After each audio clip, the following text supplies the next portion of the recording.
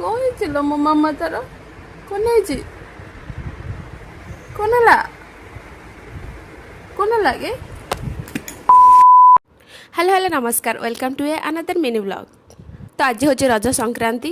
आज सकाल सकाल मो झील को ठंडा है तो मुझे क्षीर पी नौची आपर हो जाता ठाकुर पूजा कंप्लीट जोटा कि मो हजबैंड करने बढ़िया से कहीं रजरे तो झील मैंने करती ठाकुर पूजा तो सी कर आम माँ झील रेडी हो जाइलु ग्रीन ग्रीन पिंधिकी आज आम ट्विनिंग करूँ दिज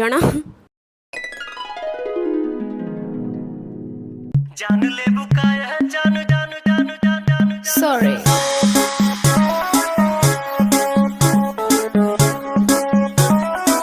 फोटो आ वीडियो शूट पर आम कर लंच। आज संक्रांति जेहेतु आउ सोमवार भी थिला तो सब साधारे ही होता।